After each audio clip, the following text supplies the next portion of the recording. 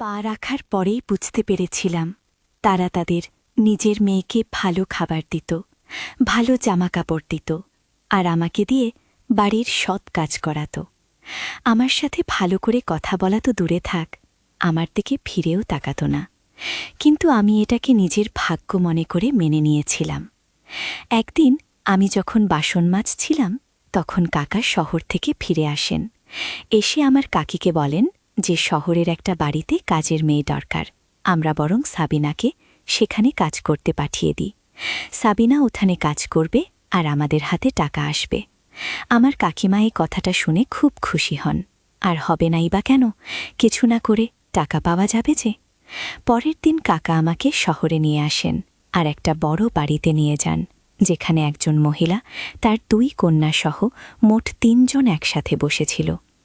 কাকা ওনাকে সালাম করেন আর আমার দিকে ইশারা করে বলেন যে আজ থেকে আপনার বাড়ির সব কাজ এই মেয়েটা করবে। আমি ওকে সকালে এখানে দিয়ে যাব আর বিকেলে ফেরত নিয়ে যাব। সেই ম্যাম সাহেব আমার দিকে তাকিয়ে জিজ্ঞেস করেন যে আমি তার বাড়ির সব কাজ করতে পারবো কিনা। আমি মাথা নাড়ালাম। আমি জানতাম যে এত বড় বাড়ির সব কাজ একা হাতে সামলানো খুব একটা সহজ হবে না, কিন্তু আমার রাজি হওয়া ছাড়া আর কোনো উপায় ছিল না। কাকা কাকিমার ভয়ে আমাকে রাজি হতে হলো। সেই মালকিন আমাকে সব কাজ বুঝিয়ে দিলেন আর আমি রান্নাঘরে কাজ করতে শুরু করলাম। আমি সারাদিন কাজ করতাম আর রাতে কাকা আমাকে বাড়ি নিয়ে যেত। বাড়ি গিয়ে স্যুপ খেয়ে গরমের মধ্যে ঘুমিয়ে পড়তাম। পরের দিন সকালে কাকা আমাকে আবার মালকিনের বাড়িতে দিয়ে আসত। কিছুদিন এইভাবে চলল। একদিন মালকিনের বাড়িতে অনেক অতিথি আসে আর তাই কাজও অনেক বেড়ে যায়। সেই জন্য মালকিন আমাকে বাড়ি পাঠায় না। উনি আমার কাকাকে বলেন যে যতদিন আমার অতিথিরা এই বাড়িতে আছে ততদিন সাবিনাকে এখানে থাকতে দিন, কারণ রাতে সবাই দেরি করে খায়, তাই কাজও অনেক বেড়ে যায়। কাকা আমাকে না নিয়ে বাড়ি ফিরে গেল। আমি অনেক রাত অবধি কাজ করতাম আর মালকিন তার বাড়িতে থাকার জন্য আমাকে একটা ঘর দিয়েছিলেন। কাকা কাকিমার বাড়িতে থাকা থেকে আমার এখানে থাকতে বেশি ভালো লাগত, কারণ এখানে আমি ভালো খাবার পেতাম। আমার শোবার ঘরে পাখা ছিল, তাই আমাকে আর গরমের মধ্যে ঘুমাতে হতো না। কিন্তু আমি যখনই মালকিনকে তার মেয়েদের সাথে দেখতাম, তখনই আমার নিজের মায়ের কথা মনে পড়ে যেত। এইভাবে কয়েকটা দিন কেটে গেল। মালকিনের অতিথিরা ফিরে গেল, কিন্তু মালকিন আমাকে বাড়ি পাঠালেন না। তিনি আমার কাকাকে পরিষ্কার করে বলে দিলেন যে সাবিনা এখন থেকে এখানেই থাকবে। মালকিন আর তার ছোট মেয়ের সাথে আমার ভালো সম্পর্ক গড়ে উঠেছিল। উৎসবের দিন মালকিন আমাকে নতুন জামাকাপড় দিতেন। ওনার ছোট মেয়েটি খুব ভালো ছিল, আমার সাথে খোলা মনে মিশত। কিন্তু ওনার বড় মেয়েটি একটু রাগে ছিল। সে আমার সাথে বাড়ির কাজের লোকের মতো ব্যবহার করত আর আমার সাথে ঠিক করে কথা বলত না। একবার মালকিন আর তার মেয়েদের একটা বিয়ের ফাংশনের জন্য 3 দিন বাড়ির বাইরে থাকতে হয়। যাবার আগে মালকিন আমাকে তার বাড়ির দায়িত্ব দিয়ে যান, বলে যান যে তার বাড়ির খুব ভালো করে দেখাশোনা করতে। আমি অনেক দিন ধরে ওদের দেখাশোনা করছিলাম, তাই ওরা আমাকে বিশ্বাস করত। আমি বললাম যে এত বড় বাড়িতে আমার একা থাকতে ভয় লাগবে। তাই মালকিন আমার কাকাকে ডেকে পাঠান আর বলেন এই 3 দিন আমার সাথে এই বাড়িতে থাকতে। কাকা সঙ্গে সঙ্গে রাজি হয়ে যায় আর মালকিনরা বেরিয়ে পড়ে। আমি কাকা আর আমার খাবার বানালাম আর খেয়ে শুয়ে পড়লাম। রাত 2টোর সময় কাকা ঘুম থেকে উঠে ঘরের দরজা খুলে বাইরে বেরিয়ে গেল। দরজা খোলার আওয়াজে আমার ঘুম ভেঙে যায়। ভাবলাম কাকা হয়তো জল খেতে রান্নাঘরে গেছে। কিন্তু বেশ কিছুক্ষণ পরে যখন উনি ফেরত এলেন না, তখন আমি কাকা কী করছে দেখার জন্য ঘরের বাইরে বেরিয়ে এলাম। আমি কাকাকে এধার ওধার খুঁজতে লাগলাম। হঠাৎ আমি মালকিনের ঘর থেকে একটা শব্দ শুনতে পাই। আমি মালকিনের ঘরে উঁকি মেরে দেখি ওখানে আমার কাকা মালকিনের আলমারিতে কিছু একটা খুঁজছে। আমি জিজ্ঞেস করলাম, কি খুঁজছেন কাকা? কাকা একটু ঘাবড়ে গিয়ে বলে, কিছু না, এমনি আমার এটা দেখছিলাম, কত সুন্দর আলমারি। আমি বুঝতে পারলাম কাকা চুরির মতলব করছে। সে তার গ্রামে ছোটখাটো চুরি প্রায় করেই থাকত, আর এত বড় বাড়িতে নিজেকে একা পেয়ে সে কি করে লোভ সামলায়। কিন্তু আমি চাই না কাকা এরম কিছু করুক, কারণ আমি মালকিনের বিশ্বাস ভাঙতে চাই না। তারপর থেকে আমি কাকার ওপর সারাক্ষণ নজর রাখতাম। আমি কখনো তাকে একা ছাড়তাম না। রাতে ভালো করে ঘুম হতো না। এইভাবেই 3 দিন কেটে গেল, আর মালকিন আর তার মেয়েরা বাড়ি ফিরে এলো। ওরা ফিরে আসার পর কাকা বাড়ি ফিরে গেল। মালকিন আমার জন্য কিছু জামাকাপড় নিয়ে এসেছিল, যেগুলো পেয়ে আমি খুব খুশি হলাম। একদিন রাতে যখন আমি রান্নাঘরে কাজ করছিলাম, তখন আমি মালকিনের ছোট মেয়েকে তার ঘরে তেল আর কলা নিয়ে যেতে দেখি। সে চুলের মতো লুকিয়ে লুকিয়ে তার ঘরের দিকে গেল, যাতে কেউ তাকে দেখে না ফেলে। আমার জিনিসটা একটু অদ্ভুত লাগল। আখি দিদি তেল আর কলা নিয়ে কি করবে?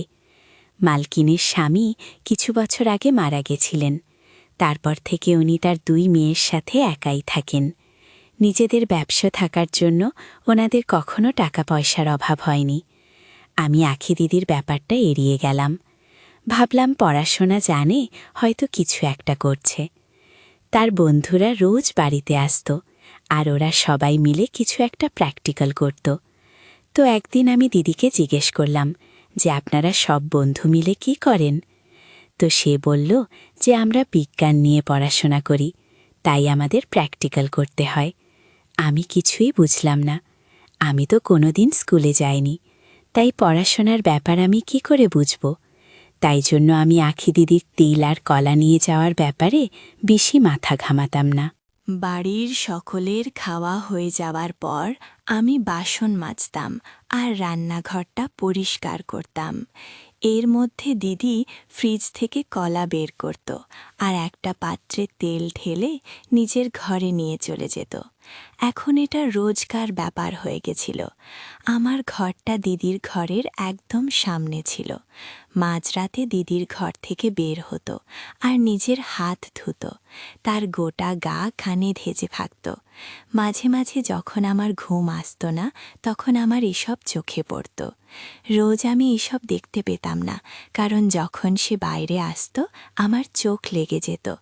এখন আর এই জিনিসটা আমার পড়াশোনার বিষয় মনে হচ্ছিল না, মনে হচ্ছিল অন্য কিছু। কারণ দিদি যদি প্র্যাকটিক্যালের জন্য কলা আর তেল নিয়ে যেত, তাহলে লুকিয়ে লুকিয়ে কেন নিয়ে যেত, আর রোজ কেন নিয়ে যেত? সারা দিন আমার মাথায় এটাই ঘুরত যে দিদি তার ঘরে কি এমন করে। আমি মালকিনের সাথে এই ব্যাপারে কথা ভাবলাম। একদিন আমি মালকিনের ঘরে গেলাম আর দেখলাম উনি ফোনে কারো সাথে কথা বলেছেন, তাই আমি কিছু না বলে ওখান থেকে চলে এলাম। তারপর আমি ভেবে দেখলাম যে মালকিনকে বললে শুধু শুধু বাড়িতে ঝামেলা হবে, তাই আমি ছেড়ে দিলাম আর এই ব্যাপারটা নিয়ে মাথা ঘামানো বন্ধ করে দিলাম। একদিন আমার রাতে ঘুম আসছিল না। আমার মায়ের কথা খুব মনে পড়ছিল। আমি দেখি আখি দিদি তার ঘর থেকে বের হলো। তার চোখে জল এসে যাচ্ছিল। আমি ঘর থেকে বেরিয়ে এসে দিদিকে জিজ্ঞেস করলাম, আপনি কাঁদছেন কেন? দিদি প্রশ্নটা এড়িয়ে যায় আর বলে, কিছু না, তুমি গিয়ে শুয়ে পড়ো। এই বলে সে তার ঘরে চলে গেল। আমার এই চিন্তায় সারা রাত ঘুম হলো না।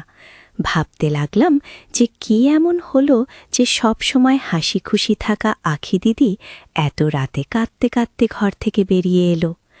সারাদিন আমার মাথায় একটাই চলতে লাগলো, আখি দিদির তেল আর কলা নিয়ে ঘরে যাওয়া, মাঝরাতে ঘর থেকে বেরিয়ে এসে হাত ধোয়া, সারা ঘামে ভিজে থাকা, তারপর এক রাতে কাঁদতে কাঁদতে ঘর থেকে বেরিয়ে আসা, আর সবথেকে বড় কথা, এসব কাজ লুকিয়ে করা। আমার কোনোটাই স্বাভাবিক মনে হলো না। আমার দিদির উপর সন্দেহ হয়, ও কোনো খারাপ কাজ করছে না তো। পরের দিন দিদি কলেজে চলে যায়, আর বড় দিদিও তার কলেজে যায়। তখন আমি মালকিনকে চা দিতে গেলাম আর ভাবলাম যে আখি দিদির ঘরটা একবার খুঁজে দেখি। দুপুরবেলা যখন মালকিন ঘুমিয়ে পড়ে তখন আমি আখি দিদির ঘরে যাই, কিন্তু ঘরে তো সেরকম কিছুই পেলাম না, সব জিনিস ঠিকভাবে রাখা ছিল।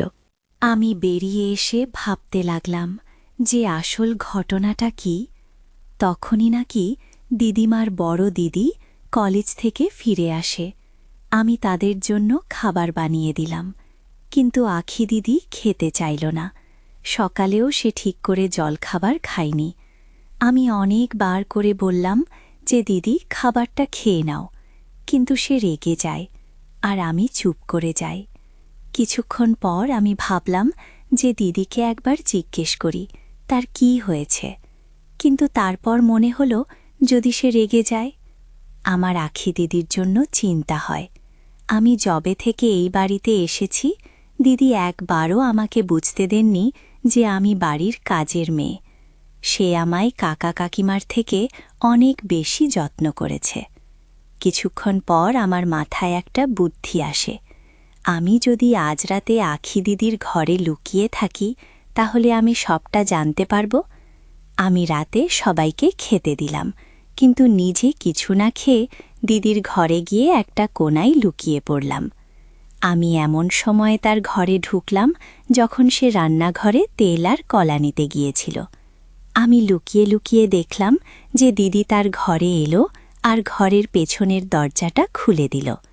আমার মনে পড়ল সেই দিন যখন আমি দিদির ঘরে এসেছিলাম তখন এই দরজাটা আমার চোখে পড়েনি।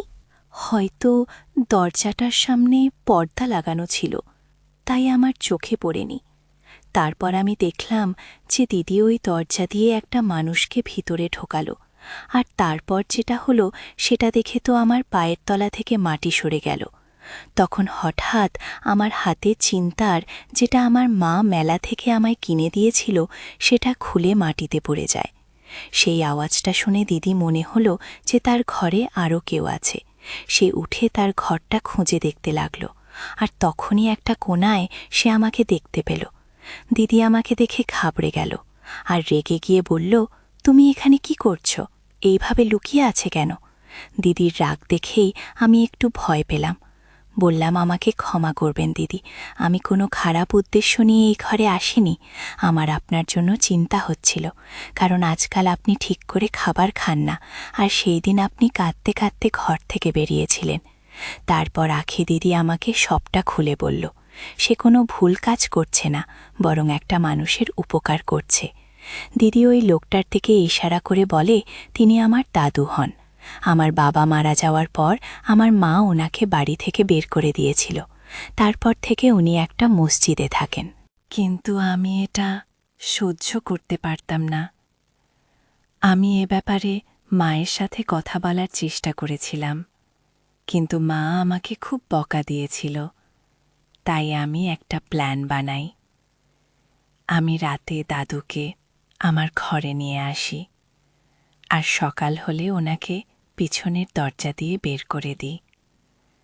আমি দিদিকে জিজ্ঞেস করলাম যে সে তেল আর কলা দিয়ে কি করে। দিদি বলে যে দাদুর লিভারের সমস্যা আছে, তাই সে বেশি খাবার খেতে পারেন না, তাই উনি একবেলা খাবার খান। সকালে কলেজে যাওয়ার সময় আমি ওনাকে খাবার দিয়ে যাই। রাতের বেলা উনি কিছু খান না, তাই আমি ওনাকে ফল খাওয়াতে শুরু করি, আর কলাই সবথেকে প্রিয় ফল। তাই আমি রোজ রাতে ওনার জন্য কলা নিয়ে আসি। আমি সব লুকিয়ে করি, যাতে মা আর দিদি কিছু জানতে না পারে। আর দাদুর হাঁটুতে খুব ব্যথা, তাই আমি রোজ তেল নিয়ে আসি ওনার হাঁটুতে মালিশ করার জন্য। অনেকক্ষণ ধরে মালিশ করার পর আমার গা ঘামে।